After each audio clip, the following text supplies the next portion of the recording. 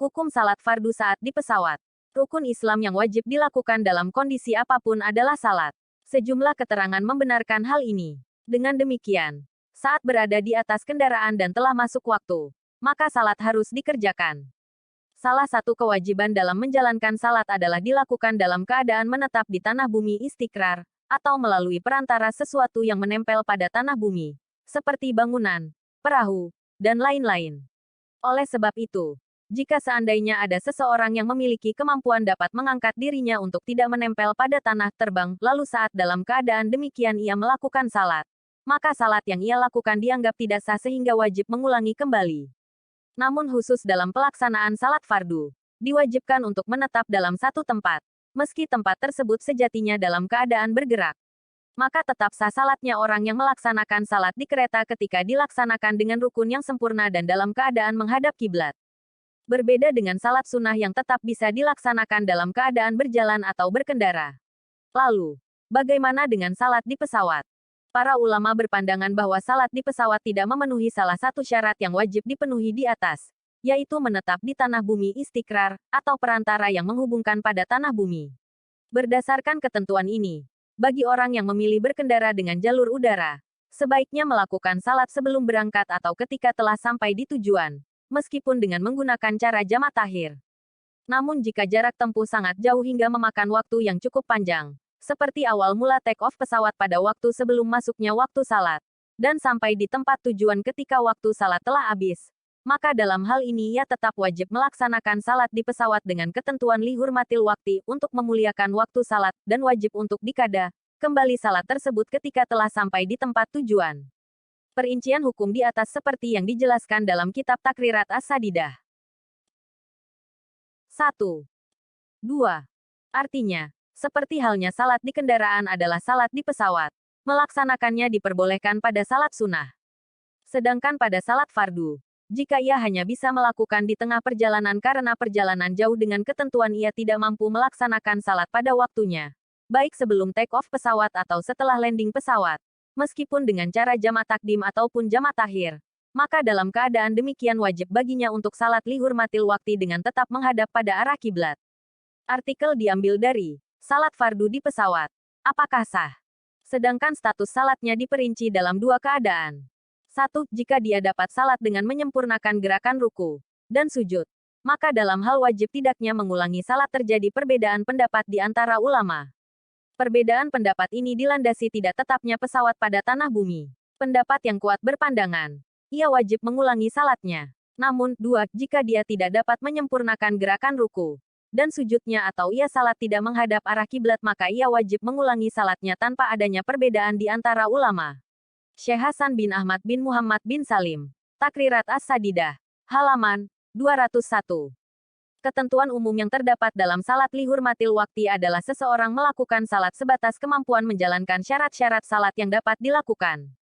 Seandainya bisa wudu, dan melakukan gerakan salat secara sempurna namun tidak bisa menghadap kiblat, maka wajib baginya melaksanakan wudu dan gerakan itu. Jika ia tidak dapat melaksanakan wudu namun bisa tayamum, maka wajib baginya melaksanakan tayamum. Begitu juga dalam praktik-praktik yang lain. Sebab tujuan dari salat lihurmatil wakti sendiri adalah memuliakan waktu salat dengan sekiranya waktu tersebut tidak sampai meninggalkan salat. Jadi kesimpulannya, salat di pesawat tidak dapat mencukupi untuk menggugurkan kewajiban salat. Sebab salat yang dilakukan hanya sebatas salat lihurmatil wakti.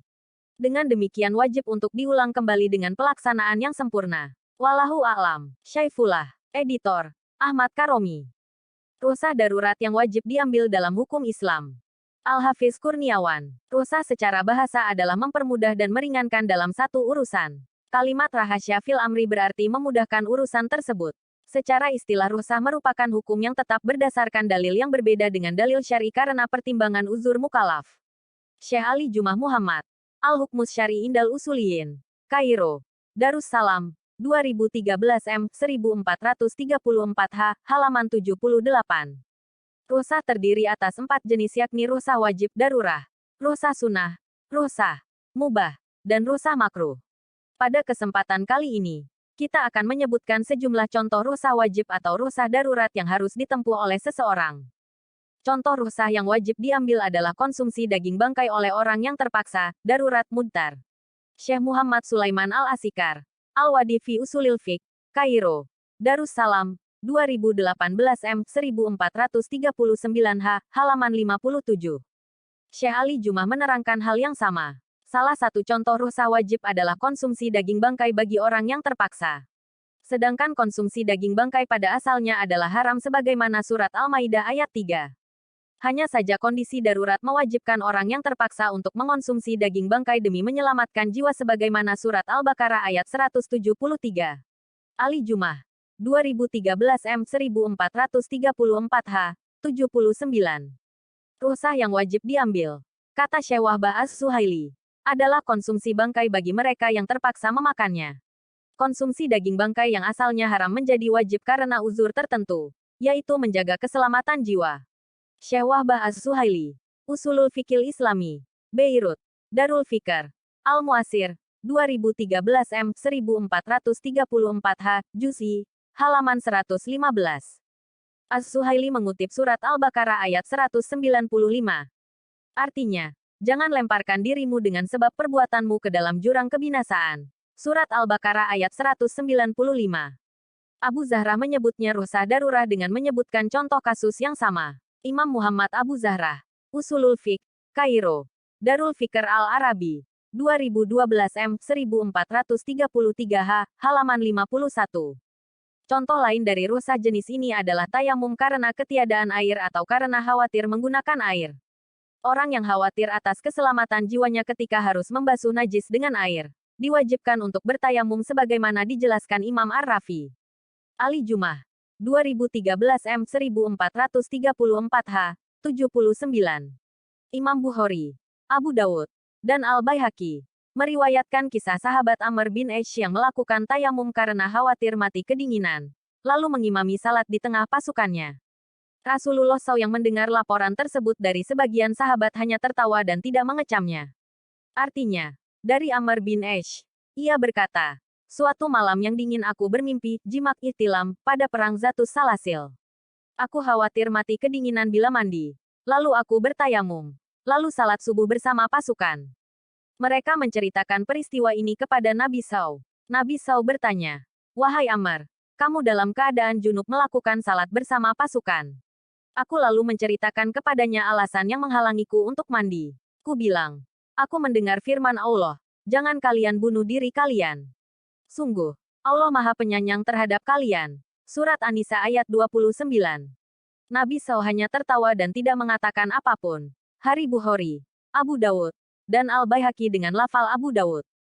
Adapun Imam Al-Ghazali mengatakan, tayamum saat ketiadaan air bukan bagian dari rukhsah, tetapi azimah pelaksanaan hukum asal karena memang perintahnya demikian. Sedangkan tayamum karena khawatir menggunakan air lantaran uzur tertentu seperti kehausan, luka, atau uzur lainnya, baru tergolong rukhsah. Ali Jumah. 2013 M 1434H, 79. Syekh Ali Jumah menyebutkan contoh lainnya, yaitu kewajiban pembatalan puasa oleh musafir yang dikhawatirkan keselamatan jiwanya bila melanjutkan ibadah puasa. Pada situasi darurat keselamatan jiwa seperti ini, pelaksanaan puasa Ramadan menjadi haram sebagaimana diyakini Imam Al-Ghazali dalam Al-Mustashfa dan Al-Jurjani dalam At-Tahrir. Ali Jumah. 2013 M 1434H, 79-80. Contoh yang diangkat terakhir sejalan dengan riwayat Imam Muslim yang menceritakan pembatalan puasa Ramadan Rasulullah setelah asyar dengan mengangkat gelas airnya tinggi-tinggi agar terlihat yang kemudian diikuti oleh sahabat dalam perjalanan Fatu Makkah. Sebagian sahabat sebelumnya sudah jatuh pingsan karena mungkin dehidrasi. Adapun sebagian orang yang memaksakan diri untuk melanjutkan puasanya, oleh Rasulullah SAW disebut sebagai orang yang bermaksiat. Artinya, dari sahabat Jabir bin Abdillah Rasulullah SAW keluar pada tahun Fatu Makkah 630 M, 8H, menuju Makkah pada bulan Ramadan. Rasulullah masih berpuasa. Tiba di Kira Al-Gamim. Orang-orang juga masih berpuasa. Rasulullah kemudian meminta segelas air karena kondisi fisik menurun, lalu mengangkatnya tinggi-tinggi sehingga orang banyak melihat gelas yang dipegangnya. Ia kemudian meminumnya. Setelah itu Rasul dikabarkan bahwa sebagian orang memaksakan diri berpuasa. Rasul mengatakan, mereka orang yang bermaksiat. Mereka orang yang bermaksiat. Hari Muslim. kalau orang tersebut memaksakan diri dengan meneruskan puasanya. Kata Imam Al-Ghazali terdapat dua kemungkinan Ali-Jumah. 2013 M 1434 H 80 yakni A. Puasanya tidak sah karena ia bermaksiat karena pemaksaan puasanya. Bagaimana seseorang dapat bertakarub kepada Allah dengan sesuatu kemaksiatan? B. Kemungkinan juga ia bermaksiat karena kezaliman terhadap jiwanya yang menjadi hak Allah. Dengan demikian ibadah puasanya seperti ibadah salat pada rumah rampasan, ad-darul makshubah. Imbauan jaga jarak untuk menghindari kerumunan juga menjadi bagian dari rukhsah darurat perihal ibadah yang mengharuskan berkerumun rapat. Dengan demikian, kita diharuskan untuk menjaga jarak saf salat untuk menghindari penyebaran pandemi yang asalnya saf dianjurkan untuk dirapatkan. Artinya, larilah dari orang yang terkena lepra sebagaimana kau lari dari singa. Hari Bukhari. Demikian sejumlah contoh rukhsah wajib atau rukhsah darurat yang harus diambil seseorang karena keringanan rukhsah itu secara hukum adat dapat menyelamatkan jiwanya. Sedangkan jiwa kita adalah hak amanah Allah yang harus dipelihara. Wallahu a'lam. Al-Hafiz Kurniawan. Sumber, URL.